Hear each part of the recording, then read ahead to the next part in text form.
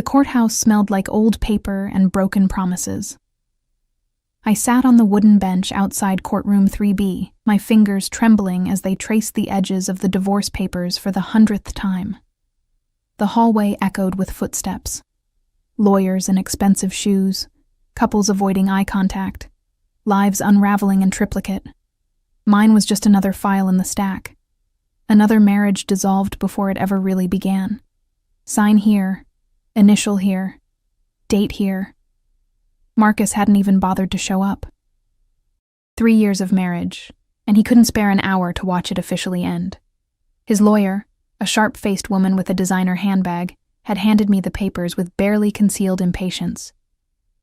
"Mr. Chen is occupied with important business matters," she'd said, as if I didn't know exactly what that meant, as if I hadn't spent countless nights alone while he worked late with her.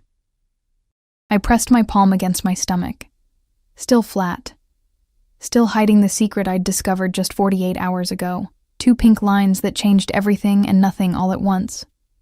The pregnancy test was buried at the bottom of my purse, wrapped in tissues like contraband. I hadn't told anyone. Couldn't tell anyone. Not when Marcus had made it crystal clear he wanted out. Wanted her. Wanted the life I could never give him. A baby would just be another chain. Another obligation he'd resent. Better to sign. Better to disappear.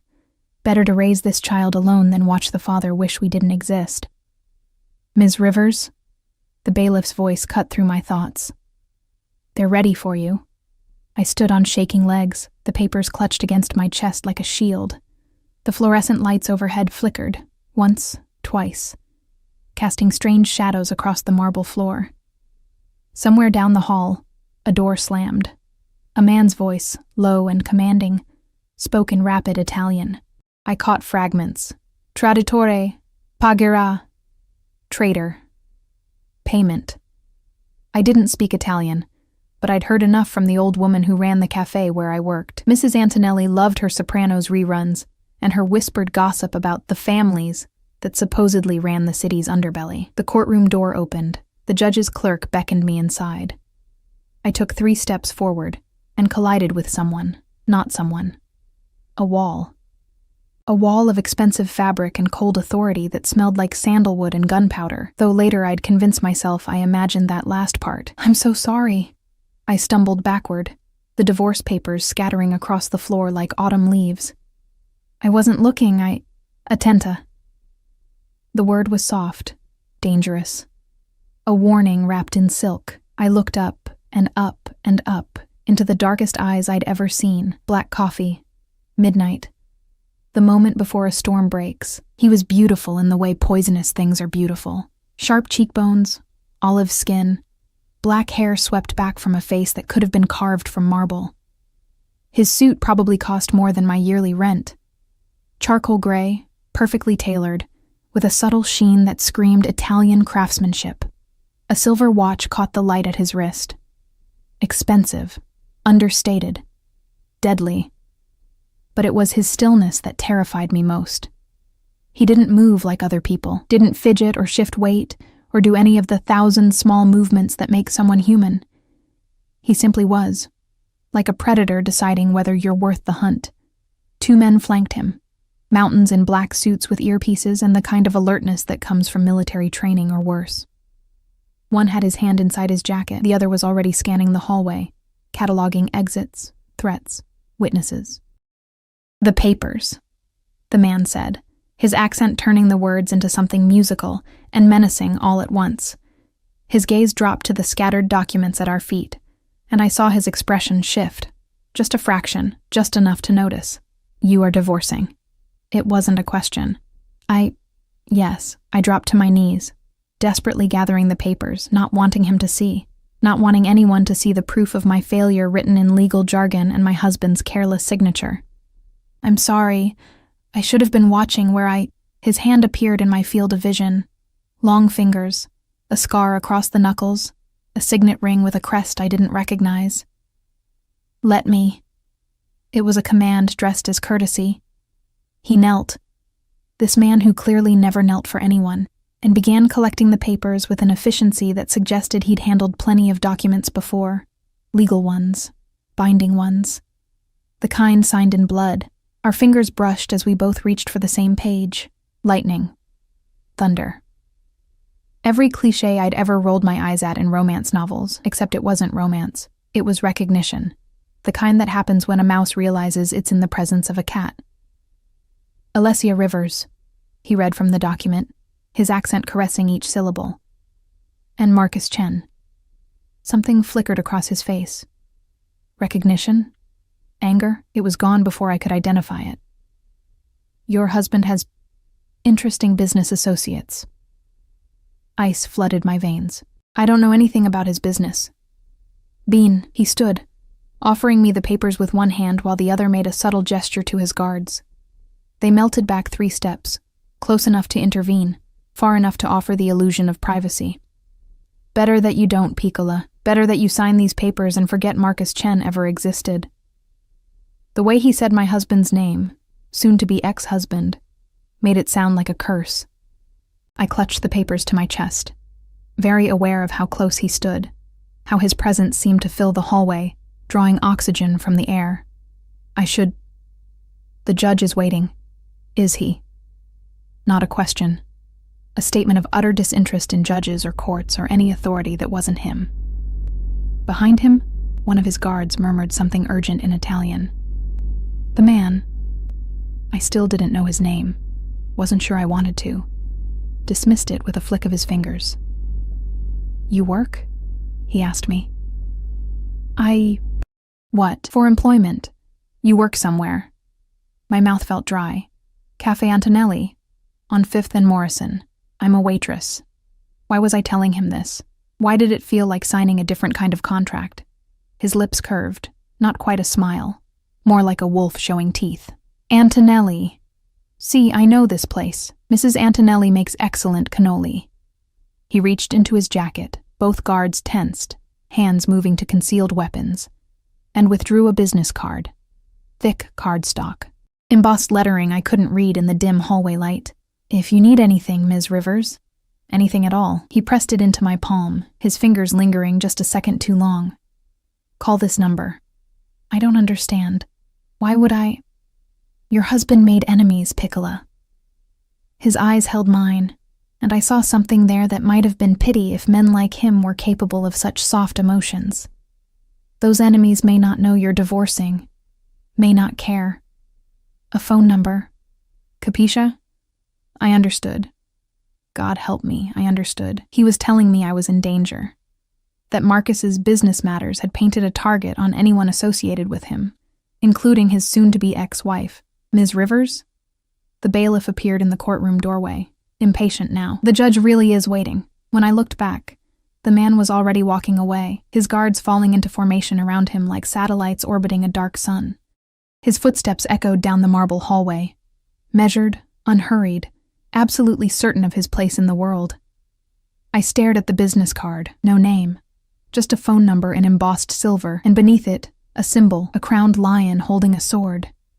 My hands were shaking as I walked into the courtroom. The judge droned through the formalities, irreconcilable differences, division of assets, final decree to be issued in 30 days. I signed where indicated, initialed, dated. Became Alessia Rivers again, no hyphen, no Chen, no connection to a man I'd loved and a marriage I'd failed. The whole thing took 12 minutes. I walked out a free woman carrying a secret I couldn't tell, and a business card from a man whose name I didn't know, but whose eyes would haunt me for days. The pregnancy test was still in my purse. The divorce papers were in my bag. And somewhere in this city, Marcus Chen was making the kind of enemies who sent men in expensive suits to courthouse hallways. I should have thrown away the business card. I should have forgotten those midnight eyes and that sandalwood scent. I should have known that some encounters aren't accidents at all. But I didn't know, not yet, that he'd already made his decision about me. That from the moment our fingers touched over scattered divorce papers, I'd become his. A bird in a gilded cage I couldn't see yet. I didn't know that Marcus had stolen from him. I didn't know that vengeance and obsession taste the same. I didn't know that in exactly 4 hours, my entire world would shatter like glass. All I knew was that the courthouse steps felt too bright after the dim hallway, and the business card in my pocket burned like a brand against my skin. The cafe was unusually quiet for a Thursday afternoon. I tied my apron with mechanical precision, my mind still lingering on the courthouse, on midnight eyes and whispered warnings. Mrs. Antonelli was in the kitchen, singing along to Dean Martin on her ancient radio, the smell of fresh espresso and baking biscotti wrapping around me like a familiar blanket. This place was my sanctuary. Small, worn at the edges, with mismatched chairs and photographs of Sicily covering every available wall space. The kind of neighborhood cafe that survived on loyalty rather than Yelp reviews, where regulars knew each other's orders, and Mrs. Antonelli treated everyone like family. "Bella!" She emerged from the kitchen, flour dusting her gray hair, concern creasing her weathered face. "You look pale. The divorce. It is finished?" "Finished." The word tasted like ash. She crossed herself, muttering something in rapid Italian that probably damned Marcus to several circles of hell. Then she pulled me into a crushing hug that smelled like vanilla and mothballs. "Good. He was no good for you, that one. Too much ambition. Not enough heart. You deserve better, Tesoro." If only she knew about the baby, about the secret growing inside me that made better feel impossible. I pulled away gently. I should start on the tables. Looks like the afternoon rush might actually happen today. Bah, 4 customers is not a rush. But she waved me toward the dining room anyway, returning to her kitchen domain. I was refilling the sugar dispensers when the bell above the door chimed. 3 men entered. Not customers. I knew that immediately, the way prey knows when predators enter the watering hole. They wore cheap suits that didn't quite fit right, their eyes scanning the cafe with the kind of assessment that had nothing to do with menu options. The one in front, bulky, with a scar bisecting his left eyebrow, smiled. It didn't reach his eyes. Alessia Chen? My maiden name was already on the divorce papers, but I hadn't legally changed it back yet. Hearing Chen felt like a noose tightening. Rivers, I corrected, setting down the sugar dispenser with a hand that wanted to shake. "Can I help you? Your husband owes our employer money." Scarface moved closer, his companions fanning out to block the door and the kitchen entrance. Professional, practiced. A lot of money. Ex-husband, as of 2 hours ago. I straightened my spine, channeling a courage I didn't feel. Whatever Marcus owes has nothing to do with me. See? That's where you're wrong, sweetheart. He leaned against the counter, invading my space with casual menace. In our business, family is family. Debts pass along bloodlines. And until that divorce is final, really final, not just signed, you're still a Chen. 30 days. The judge had said 30 days until the decree was final. How much? The words came out steadier than I felt. 300,000. He said it like someone ordering coffee. Plus interest. Plus the insult of him thinking he could steal from us and disappear with his little girlfriend. The room tilted. $300,000. I made maybe $25,000 a year, and that was with good tips. I don't have that kind of money. I work in a cafe. I live in a studio apartment. I drive a car that's held together with prayers and duct tape. Panic was rising now, constricting my throat. Please, I didn't know anything about this. I didn't. Boss, don't care what you knew. Scarface straightened, and something in his posture shifted from threatening to dangerous. He cares about getting paid, so here's what's gonna happen. You're gonna come with us? Make a phone call to hubby? Tell him if he wants to see you alive? He brings the money. Simple. Not simple. Not simple at all, because Marcus wouldn't pay. I knew that with the same certainty I knew the sun would rise. He'd chosen his mistress over me. Chosen money over honor.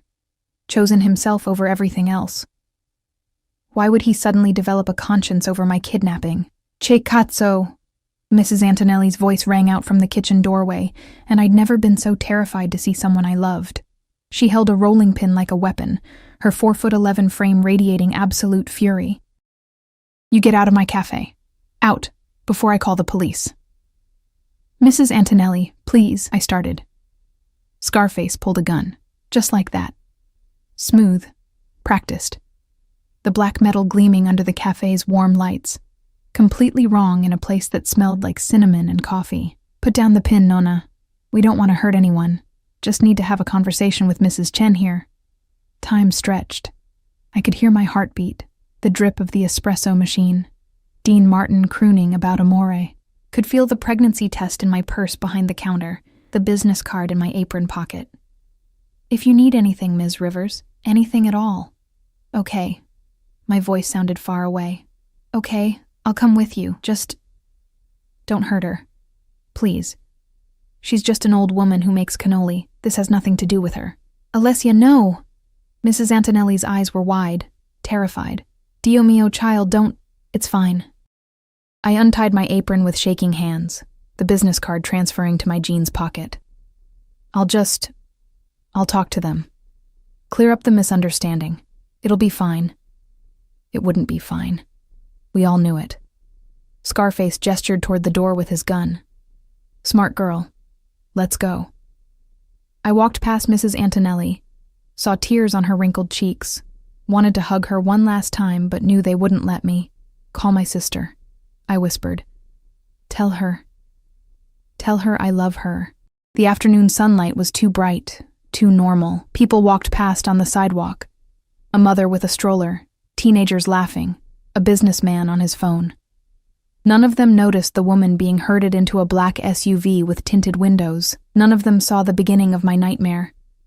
The interior smelled like cigarettes and something chemical I couldn't identify. They zip-tied my wrists, not tight enough to cut circulation, but secure enough to make escape impossible. One man drove. Scarface sat beside me. The third watched out the back window. Where are we going? My voice cracked. Warehouse. Neutral territory. Scarface was texting someone, his thumbs moving rapidly across the screen. Boss wants to handle this personally. Make an example, you know? Can't have people thinking they can steal from the Kozlov organization. Kozlov. Russian mob. Oh God. Marcus had stolen from the Russian mob. He won't pay, I said quietly. You should know that. Marcus won't pay ransom for me. We're divorced. He doesn't care. Then you better hope you're worth something to somebody else. He pocketed his phone, studying me with cold assessment. Pretty girl like you? There's always a market. Arabs pay good money for American girls. Lots of options. Bile rose in my throat. I pressed my bound hands against my stomach. Still flat, still hiding the tiny cluster of cells that would become a person. My child. Marcus's child, whether he knew it or not. I couldn't let them sell me. Couldn't let my baby be born into that horror. The SUV turned into an industrial district, buildings growing more dilapidated with each block. Graffiti-covered brick walls, broken windows gaped like missing teeth. This was where the city rotted, where people disappeared and no one asked questions. We pulled into a warehouse with a rusted metal door. Out. I stumbled from the SUV, my legs weak, my mind racing through impossible escape scenarios. The warehouse was vast and empty, just concrete floors and metal support beams and the echoing drip of water from a leaking roof. A single chair sat in the center, illuminated by a hanging work light. They pushed me toward it. Sit! Don't move. Don't scream. The boss will be here soon. I sat. The metal chair was cold through my jeans. Scarface made a phone call, speaking in rapid Russian. I caught Devushka and Chen, and what might have been an address. Then he hung up, and all three men settled in to wait, smoking cigarettes and watching me like I was livestock. Time became elastic. Could have been 10 minutes or an hour. My wrists ached from the zip ties. The baby. I couldn't stop thinking about the baby, about all the ways this could end badly. The business card felt like it was burning through my pocket. Call this number. But my phone was in my purse, back at the cafe. And even if I had it, how could I call? My hands were tied. I was surrounded. And what would I even say? Hello, mysterious stranger from the courthouse. I'm being held hostage by Russians because my ex-husband is an idiot. Can you help? Ridiculous. Except the way he'd said Marcus's name, the recognition in his eyes, the warning about enemies. He'd known. Somehow he'd known this was coming. The warehouse door screeched open. Footsteps echoed across concrete. Multiple sets, military precise. The Russian straightened, suddenly alert, hands moving toward concealed weapons. Bougez-moi, one of them breathed.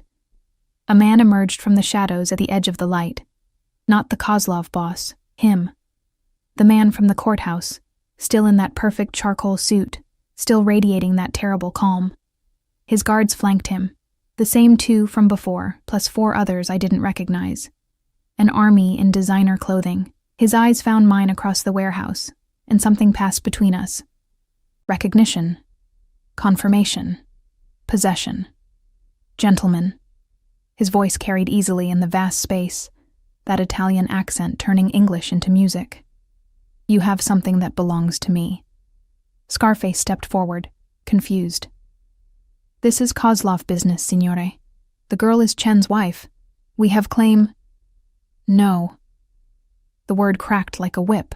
The girl is mine, and you made a grave mistake touching what is mine. I couldn't breathe, couldn't process. Mine? I didn't belong to anyone, least of all this dangerous stranger who... With respect, Mr. Russo.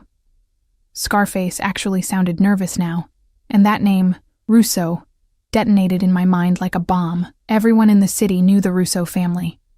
Everyone feared them. They made the Russians look like amateurs. We didn't know. Chen never mentioned any Russo protection. We thought she was clean. Chen didn't know. Russo.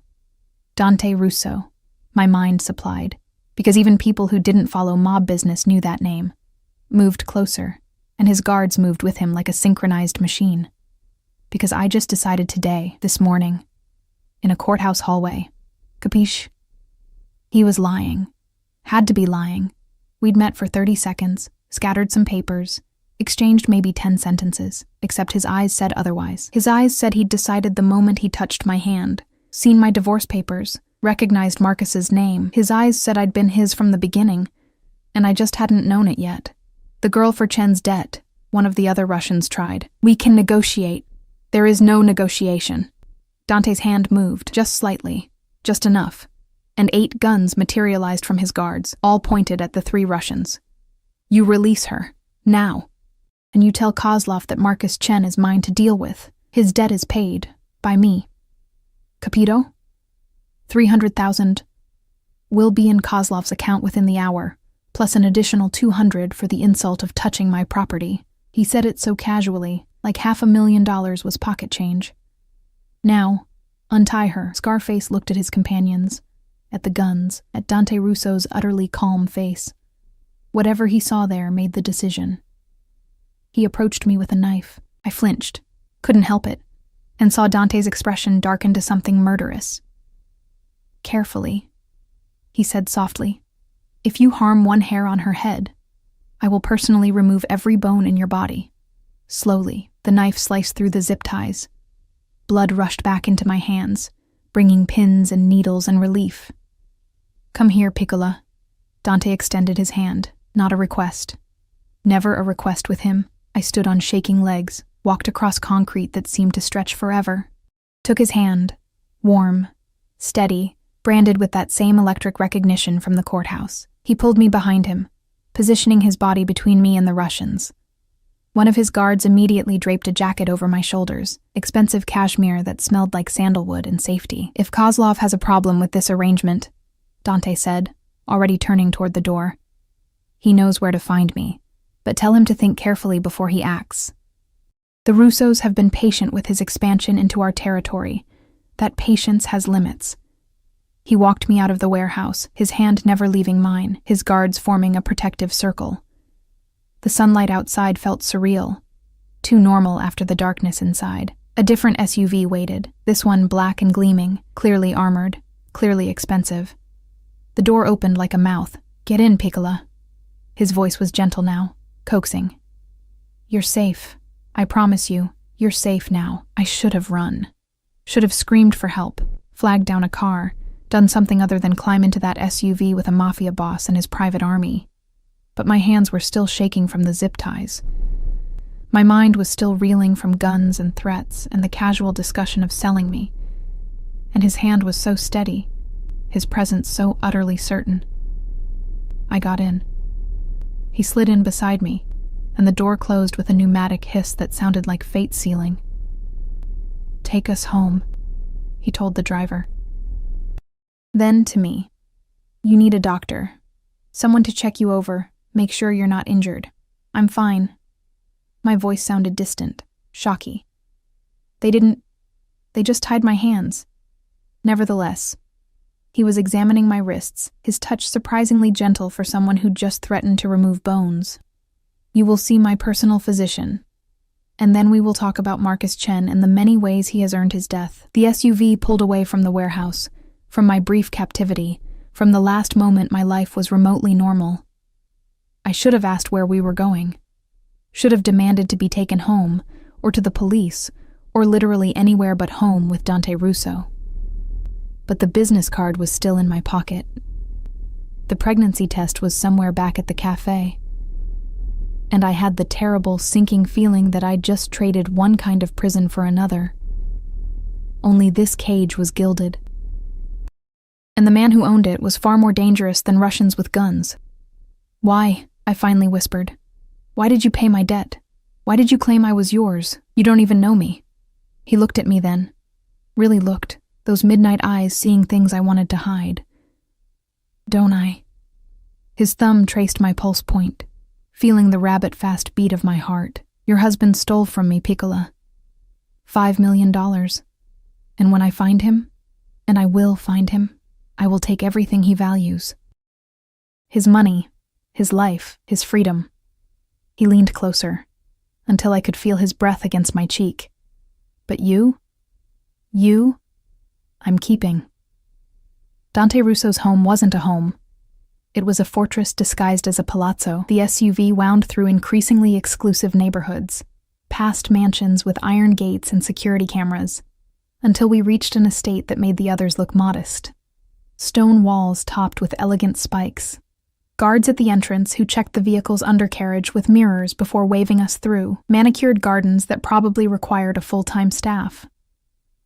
The house itself was 3 stories of Italian Renaissance architecture, all honey-colored stone and arched windows, with a fountain in the circular driveway depicting some mythological scene I didn't recognize. Wealth whispered from every corner, the kind that spanned generations rather than lottery wins. I pressed my hand against my stomach, a nervous habit I'd developed since seeing those 2 pink lines. This world, this gilded, dangerous world, was so far removed from my studio apartment with its peeling linoleum and temperamental heating. Where are we? Though I already knew, already understood. Home. Dante helped me from the SUV with the same careful courtesy he'd shown since the warehouse, as if I were made of glass. My home, where you will stay until I'm certain you're safe. I can't just stay in a stranger's house. We are not strangers, Piccola. He guided me toward the entrance, his hand on the small of my back, possessive, claiming. We became something more the moment you touched my hand, the moment I decided you were worth keeping. A woman waited at the door, mid-50s, steel-gray hair pulled into a neat bun, wearing a black dress that screamed housekeeper, but with an air of authority that suggested she ran this palace with an iron fist. "Mr. Russo." She nodded crisply, then her gaze moved to me. Something softened in her expression. "And our guest." "Si, Alessia, this is Signora Marta. She manages the household." He switched to rapid Italian and I caught fragments. Camera, medico, protezione. Room, doctor, protection. Marta responded in kind, her eyes never leaving me with what might have been sympathy or pity. Hard to tell which was worse. The interior was somehow more overwhelming than the exterior. Marble floors covered with Persian rugs, a sweeping staircase with wrought iron railings, oil paintings in gilded frames, actual art, not prints, fresh flowers on tables that probably cost more than my monthly rent. This was power made tangible, legacy written in architecture and heirlooms. The East Wing, I think, Dante was saying, away from business areas and post guards. No one enters without my permission. Of course, signore. Marta gestured toward the staircase. If you'll follow me, signorina, I'll show you to your rooms.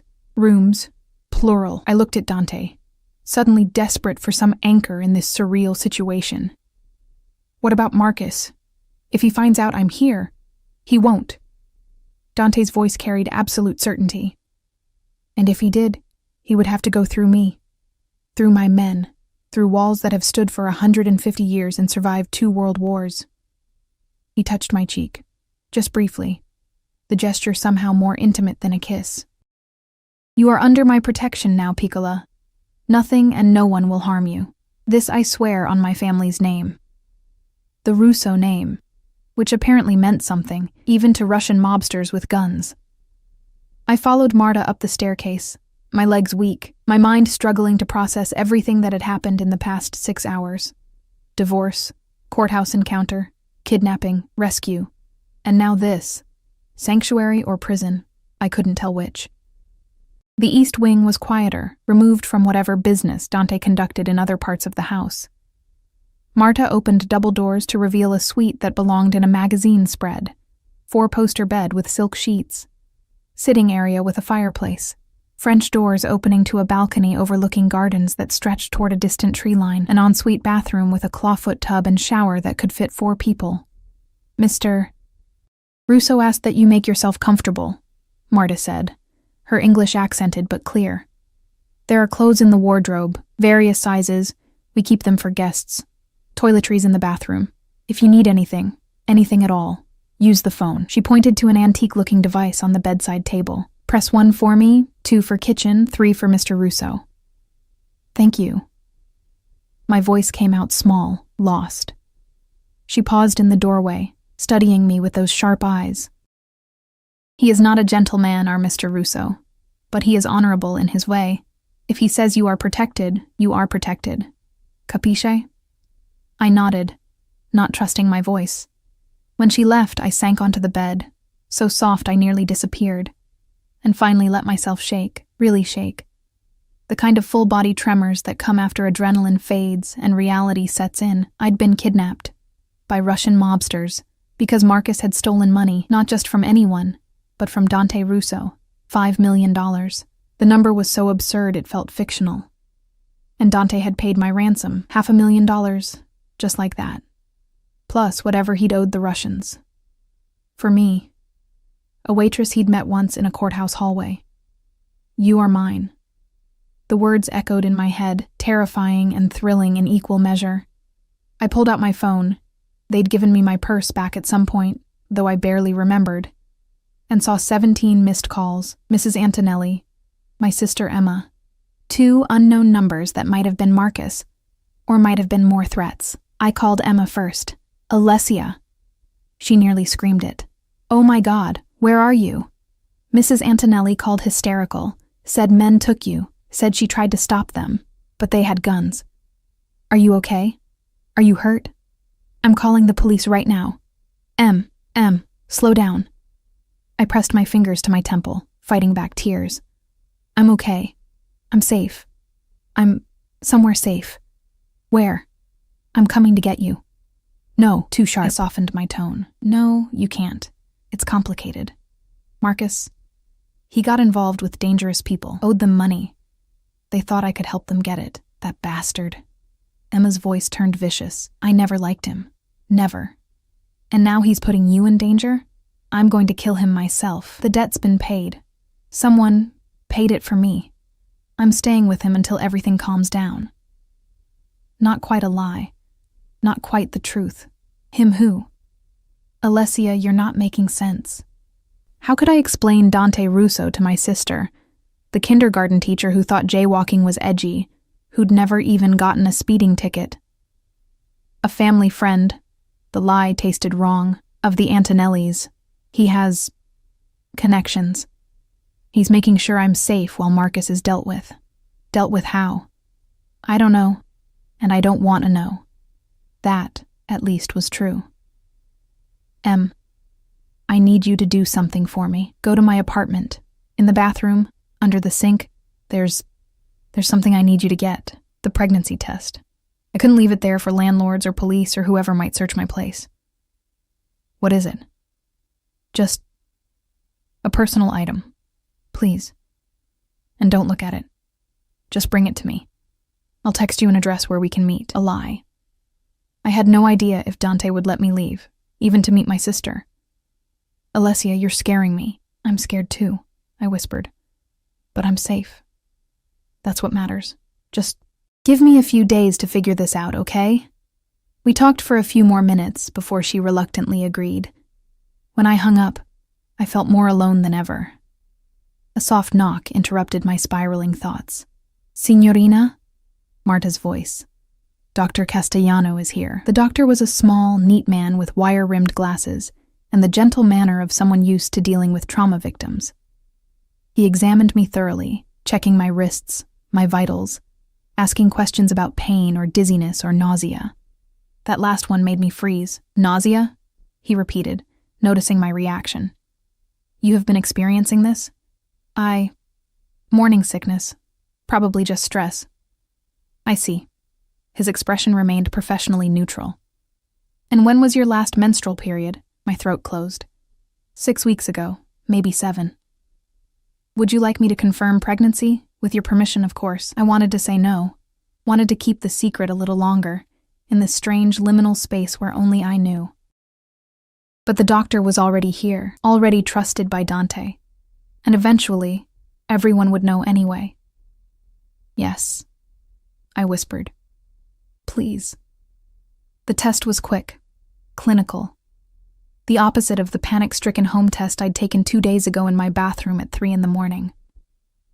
Congratulations, Ms. Rivers. Dr. Castellano smiled gently. You are indeed pregnant. Approximately 7 weeks, based on your dates. I can schedule you for a proper ultrasound if you'd like. The world tilted. Hearing it confirmed by a medical professional made it real in a way the pink lines hadn't. I was going to have a baby, Marcus's baby, while hiding in a mafia boss's mansion because my ex-husband had stolen $5 million. Does Mr. Russo need to know? I asked quietly. The doctor paused, choosing his words carefully. My oath requires me to keep patient information confidential unless there is imminent danger. But Ms. Rivers, Mr. Russo values honesty. And he protects what he considers his. If you are carrying a child, he will want to ensure both of you receive the best care. It's not his baby. No. He packed away his equipment, but you are his guest, under his protection. That makes the child his concern, whether biologically related or not. I strongly suggest you tell him yourself, before he discovers it another way. After he left, I stood on the balcony, breathing in air that smelled like jasmine and money. The gardens stretched endlessly, beautiful and imprisoning all at once. My hand found my stomach again. I don't know what I'm doing, I told the tiny cluster of cells. I don't know how to keep us safe, or what comes next, or if your father even deserves to know about you. The French doors opened behind me. I didn't have to turn to know it was him, could feel his presence like a change in air pressure. The doctor says you are healthy. Dante joined me at the railing, maintaining a careful distance, but that you should rest. You have experienced significant trauma today. Every day with Marcus was trauma, I said without thinking. Today was just more obvious. He was quiet for a moment, and I felt his gaze on my profile. Studying, calculating. Why did you marry him? The question surprised me. Love. Or what I thought was love. He was charming, ambitious. Said he wanted to build a life together. I laughed bitterly. Turns out he just wanted someone to come home to while he built a life with someone else. Stupido. The word was soft, but vicious. To have you and choose another. To have loyalty and choose betrayal. His hand covered mine on the railing. I do not make such mistakes, Piccola. When I choose something, I keep it. There it was again. That possessive certainty that should terrify me but instead felt like the only solid thing in a shifting world. You don't know me, I protested weakly. You don't know if I'm worth keeping. I know you signed divorce papers rather than cling to a man who did not deserve you. His thumb traced circles on my knuckles. I know you apologized for bumping into me when most people cannot meet my eyes. I know you tried to protect that old woman in the cafe, even knowing it was futile. I know you are brave and kind and utterly wasted on men who cannot see your value. My breath caught. That's not knowing me. That's observing me. See. He turned me to face him, his hands framing my face with unexpected gentleness. "And I will observe everything about you, Piccola. Learn every thought, every fear, every dream you have hidden away. I will know you better than you know yourself. And when I am done, you will understand why I chose to keep you. I'm not a possession. No." His eyes burned into mine. "You are so much more than that. You are the rarest thing in my world. Something pure. Something uncorrupted by the violence and greed that surrounds me, and I will do whatever necessary to keep you that way. Even if I want to leave," his jaw tightened. "You do not want to leave. Not yet. You are frightened and overwhelmed, see, but you are also curious, also drawn to me, the same way I am drawn to you." His thumb brushed my lower lip. "Deny it if you wish. Lie to yourself. But your body knows the truth, and God help me. He was right." My heart raced when he touched me. My skin warmed under his gaze. Every instinct screamed danger, but beneath that was something darker. Something that wanted to lean into his strength, let him shoulder the weight of protecting me. Something that whispered, "Surrender." "I should tell you something," I heard myself say. About me. About my situation." Interest sharpened his expression. "Tell me." The words caught in my throat. How did I tell a mafia boss, a man who'd just claimed ownership of me, that I was carrying another man's child, that the debt he'd paid, the woman he'd chosen to keep, came with complications he couldn't have anticipated? A phone rang, harsh and insistent. Dante pulled back, frustration flashing across his face. He checked the screen, and something shifted in his expression. "I must take this.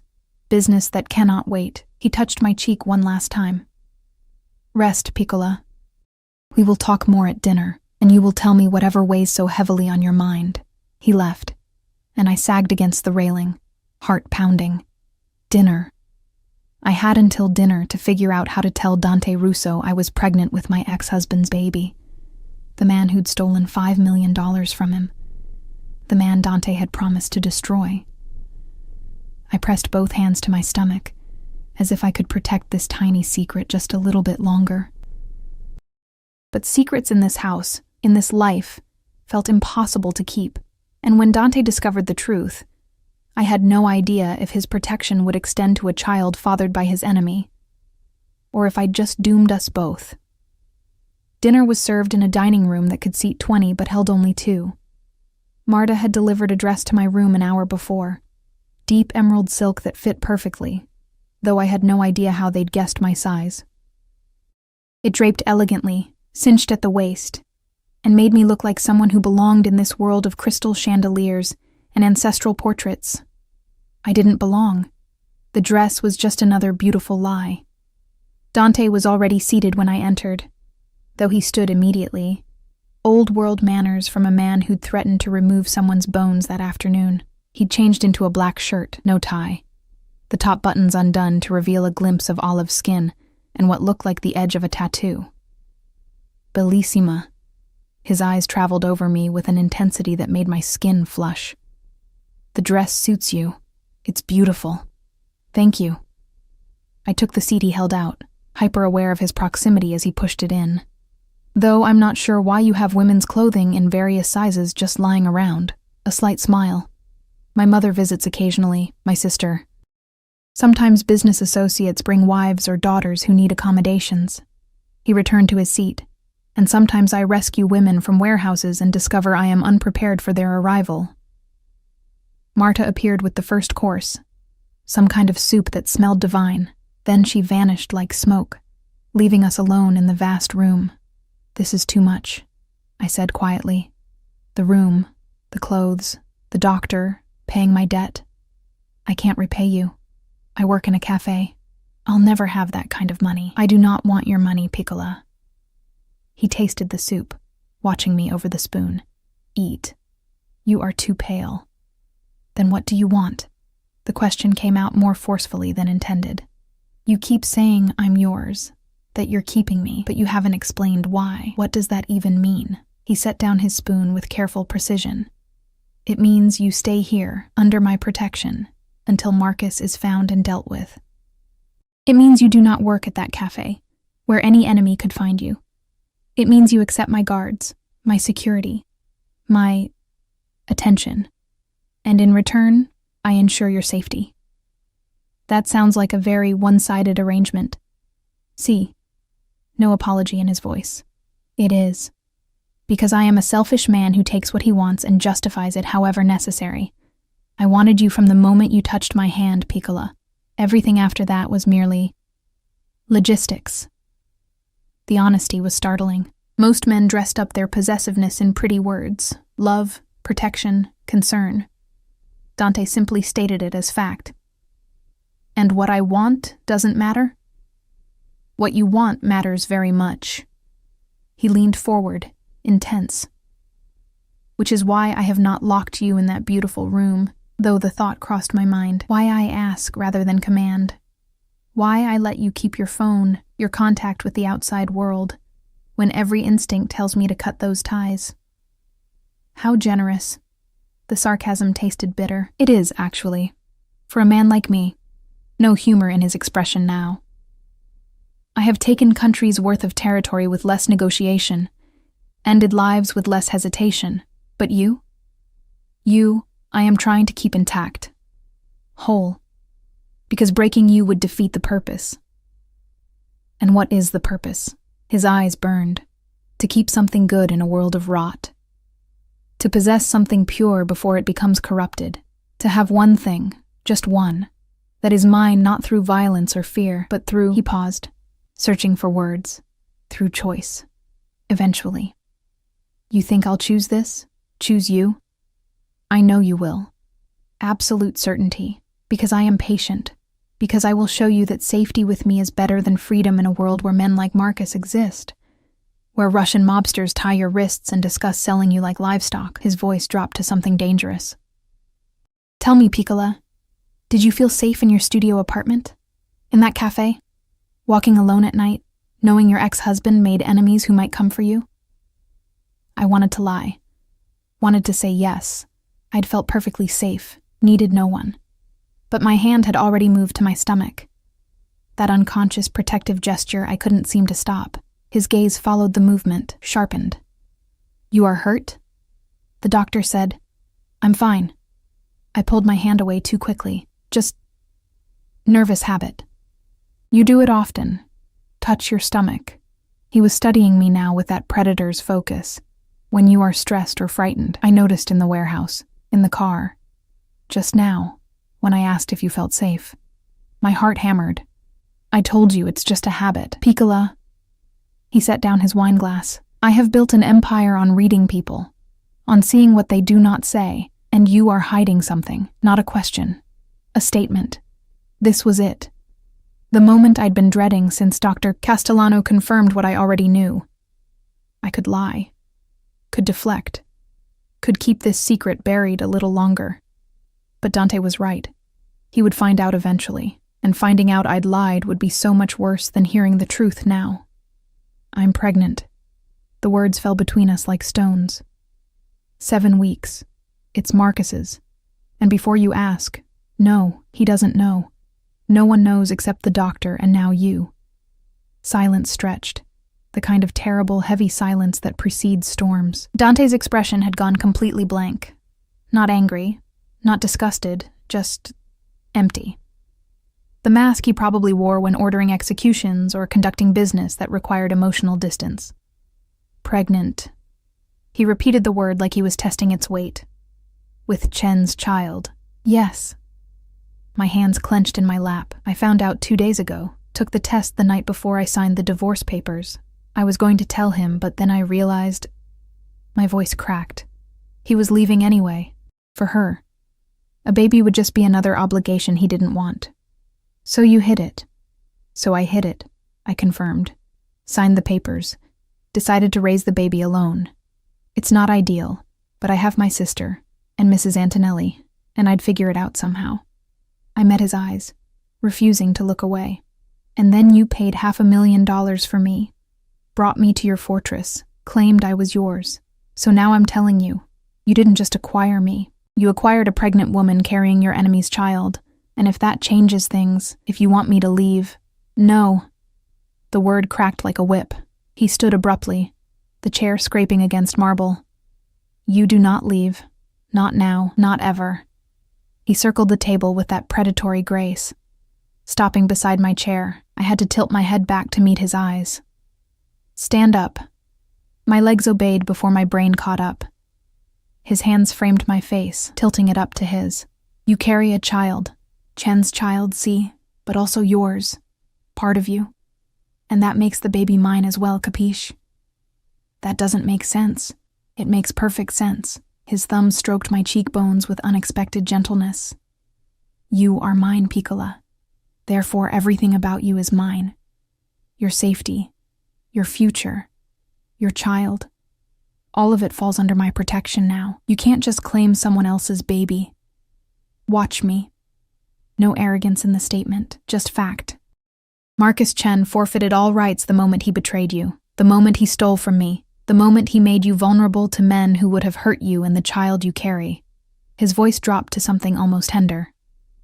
"He does not deserve to know about this baby, does not deserve the gift of your love, your loyalty, your body creating life." Tears burned my eyes. "I'm terrified," I whispered. "I don't know how to be a mother. Don't know if I can do this alone." "You are not alone." He pulled me against his chest, one hand cradling the back of my head, the other splaying across my lower back. "Never again, Piccola. You have me now. My resources, my protection, my family. I shouldn't have felt safe, shouldn't have relaxed into the embrace of a man who'd bought my freedom like it was nothing, who spoke of ownership and possession without apology. But God help me. I did feel safe. For the first time since seeing those pink lines, since signing those divorce papers, since Marcus had chosen her over me, I felt like maybe, just maybe, everything would be okay. "What about Marcus?" I asked into his shirt. "When you find him, he will pay for what he stole, what he did to you. But the baby..." Dante pulled back enough to meet my eyes. "The child is innocent, blameless, and will be raised as mine if you allow it." My breath caught. "Yours?" "See." No hesitation. "Let Chen rot in whatever hole I bury him in. Let him die never knowing he fathered a child. This baby will have my name, my protection, my legacy. Will grow up knowing a father who chose them, rather than one who abandoned them." It was insane. Completely, utterly insane. And also the most romantic thing anyone had ever said to me. "You don't have to do that," I managed. That's too much." "I do what I want, Piccola, and I want this. Want you. Want the family you will build with me, whether biology agrees or not." His hand moved to my stomach, covering where mine had been earlier. "This child will be a Russo, mine in every way that matters. We barely know each other. Then we will learn." He guided me back to my chair, but instead of returning to his seat, he knelt beside me. Actually knelt. This powerful man who probably hadn't knelt for anyone since he was a child. "I am not a good man, Alessia. I have done terrible things. Will do more terrible things before I die. But I swear to you, on my family's name, on my mother's grave, I will be good to you, to this child. You will want for nothing, fear nothing. And anyone who threatens you will learn why the Russo name carries weight in this city." I believed him. That was the terrifying part. I absolutely believed every word.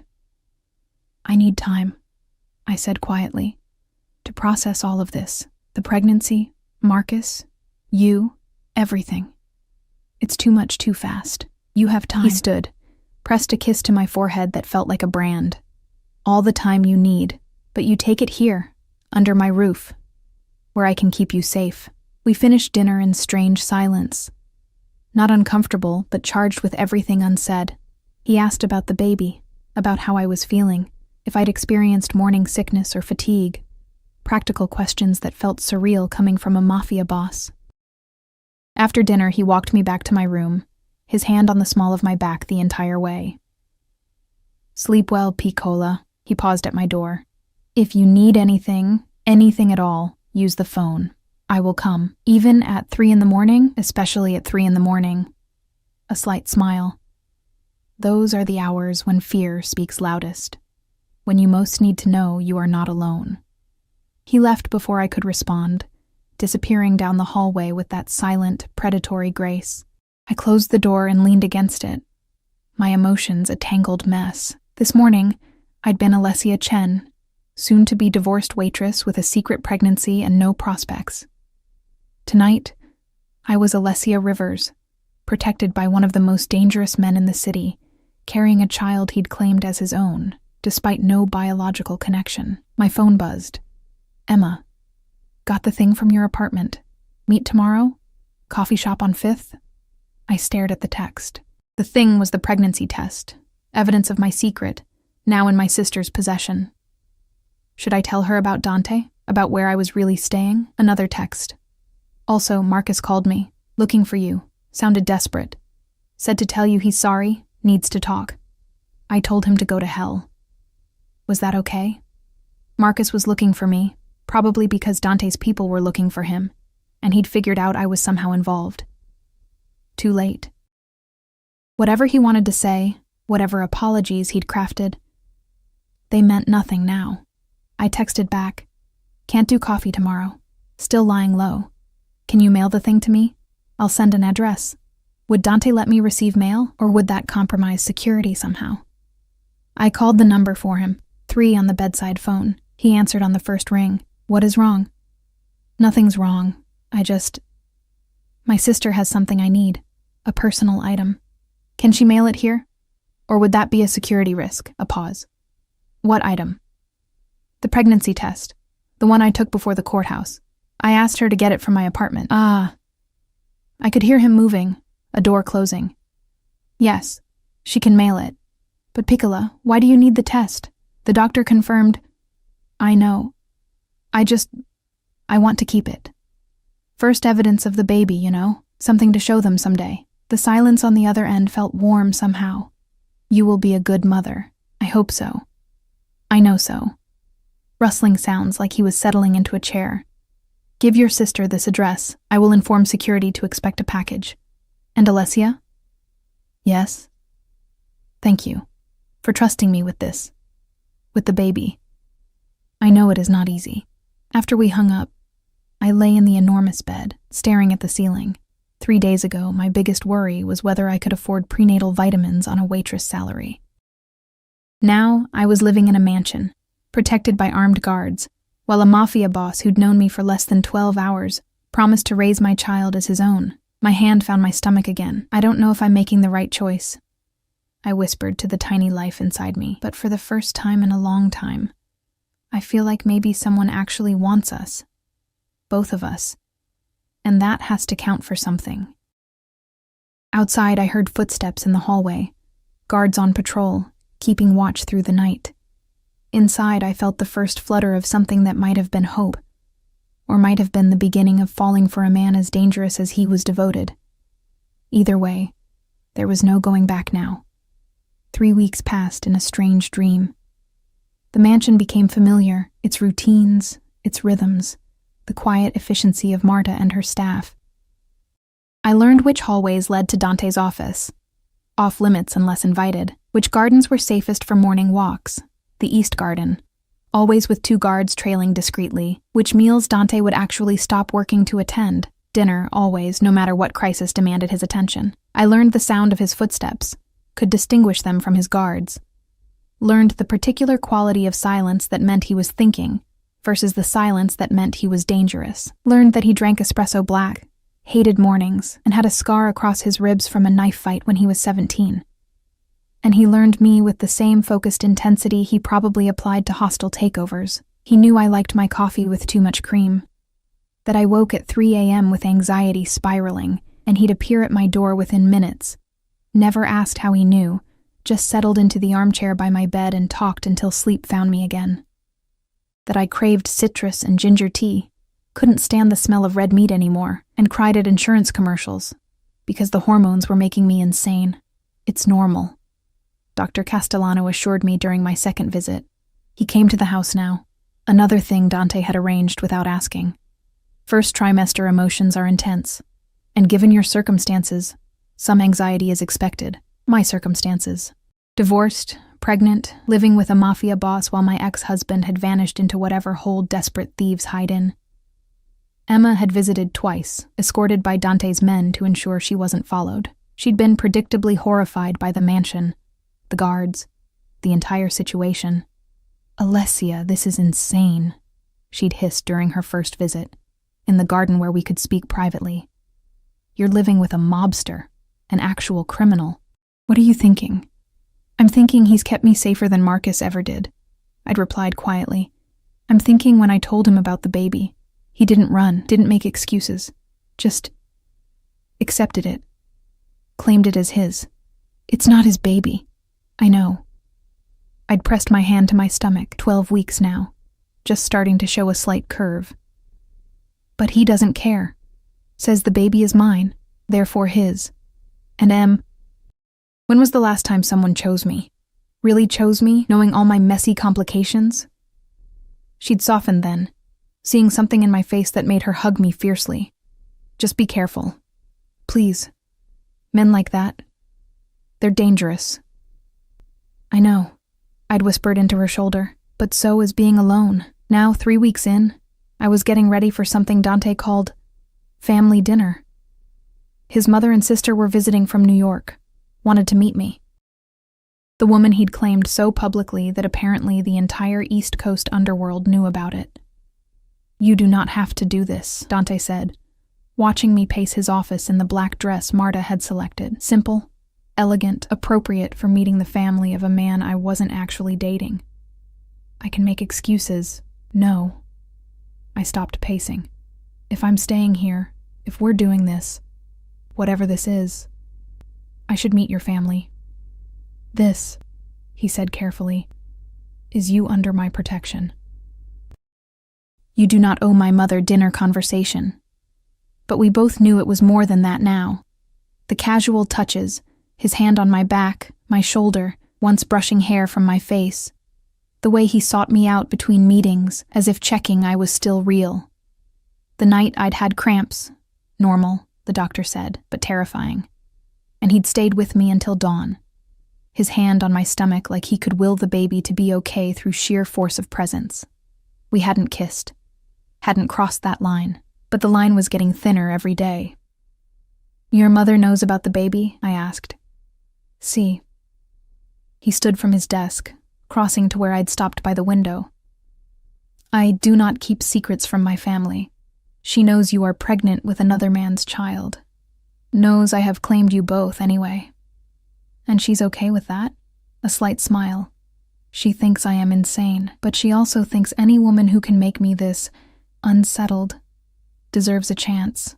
I make you unsettled, terribilmente." He touched my face, that gesture becoming familiar now. "You undo me, Piccola. Make me want things I thought I had no use for. Family, permanence, a child's laughter in halls that have only known business and blood." My breath caught. "Dante, I know you are not ready to hear this. Not ready to accept what is happening between us." His thumb traced my lower lip, "But I am a patient man when it matters. And you, Alessia, you matter more than anything." The dinner bell rang. Marta's way of announcing guests had arrived. Dante offered his arm. "Ready to meet the infamous Isabella Russo?" "No," I admitted, "but let's do it anyway." Isabella Russo was 70, silver-haired, and absolutely terrifying. She swept into the dining room like a queen inspecting her domain, sharp eyes taking in everything. The table settings, the flowers, me standing beside her son with his hand possessively on my lower back. "Mama." Dante kissed both her cheeks, genuine warmth in his voice. "You look well." "I look old." She swatted him affectionately, then turned those dark eyes, so like her son's, on me. "And you are the girl who has my son acting like a lovesick fool." I'm Alessia." I extended my hand, which she ignored in favor of pulling me into a hug that smelled like lavender and power. "You are too skinny," she declared, stepping back to examine me. "And too pale." "Dante, is she eating? She should be eating more, especially now." "She eats, Mama. The pregnancy makes her nauseous. Bah, ginger tea, crackers, small meals throughout the day." Isabella took my arm, steering me toward the table. When I carried Dante, I could not stand the smell of garlic for months. Months. His father thought I had lost my mind. Dante's sister, Gianna, was younger. mid-30s, with her brother's sharp intelligence but a warmer demeanor. She hugged me carefully, like I might break. "Don't let Mama intimidate you," she whispered. "She acts tough, but she's already planning the nursery." Dinner was surreal. Isabella asked pointed questions about my family, my education, my plans for the baby. Not cruel questions, but the kind a mother asks when vetting a potential daughter-in-law, which I wasn't. Couldn't be. "Could I? Your ex-husband," Isabella said over the third course. "He has not been found?" Dante's expression darkened. "Not yet. But he will be. And when he is, he pays for what he stole, what he did." Dante's hand found mine under the table, squeezed. "But Alessia and the baby remain protected. That does not change." Isabella studied us both with those shrewd eyes. "You care for my son?" The question caught me off guard. We barely know each other. That is not what I asked. I looked at Dante, at the man who'd paid my ransom, claimed my child, made me feel safer than I'd ever felt, who checked on me at 3 a.m. and brought me ginger tea without being asked, and looked at me like I was something precious. "Yes," I admitted quietly. "I care for him. More than is probably smart." "Ben," Isabella nodded, satisfied. "Smart is overrated. Love is what matters. And whether you know it yet or not, Cara, you are falling in love with my son." "Mama," Dante started. "Zito." She waved him silent. "I did not raise a fool, and she is not a fool either. You think I cannot see the way you look at her? The way she softens when you touch her? I may be old, but I am not blind." Gianna was trying not to laugh. "Mama, maybe let them figure it out themselves." "Figure it out? They are already figured out. They just have not admitted it yet." Isabella turned back to me. "He will be a good father. Overprotective, see. Probably insufferable, but good. And any child raised with Russo love will want for nothing." Tears burned my eyes. Hormones again, or maybe just the overwhelming relief of being accepted, of someone looking at my complicated situation and not seeing a problem, but a family. After dinner, we moved to a sitting room where Gianna showed me photos of Dante as a child, gap-toothed and serious even then, always standing protectively in front of his younger sister. "He has always been this way," Gianna said softly, "protective to the point of obsession. When our father died, Dante was only 22, but he stepped into the role like he was born to it, took care of everything, everyone, including me," Isabella added from her chair. "Even when I insisted I did not need taking care of." She smiled at her son. "He cannot help himself. It is in his blood to protect what is his." "I am not a thing to be owned," I said, "but without heat." "No," Dante agreed, settling beside me on the sofa. "You are something far more valuable. You are chosen." The evening wound down eventually. Isabella hugged me goodbye with promises to visit again soon, to help with the baby when it came. Gianna pressed her phone number into my hand. "Call me any time," she said, "even just to talk. Being alone in this world." She gestured to the mansion, the guards, the beautiful prison. "Can be isolating. You need friends who understand." When they left, the house felt too quiet. Dante walked me to my room, as had become his habit. But tonight I didn't want to be alone. Didn't want to lie in that enormous bed thinking about everything that had changed. "Stay," I said at my door. "Just for a while. Please." Something shifted in his expression. "Alessia, I'm not asking for anything except company. I just don't want to be alone tonight." He followed me inside, settling into the armchair while I curled up on the bed. We talked about nothing and everything. His childhood, my sister, the baby's future. He told me about his father, who'd built the Russo empire from nothing. I told him about my mother, who died when I was young, leaving Emma and me to raise each other. "You are stronger than you think," he said quietly. "Losing your mother, surviving Marcus, facing motherhood alone, that takes courage. I'm not alone anymore. No." He moved to the bed, sitting on the edge. "You are not. You will never be alone again, Piccola. I swear it." The words hung between us, heavy with promise. I reached for his hand, threading our fingers together. "Your mother thinks I'm falling in love with you. My mother is very wise and presumptuous. But I couldn't deny it. Couldn't pretend I hadn't been falling for weeks now.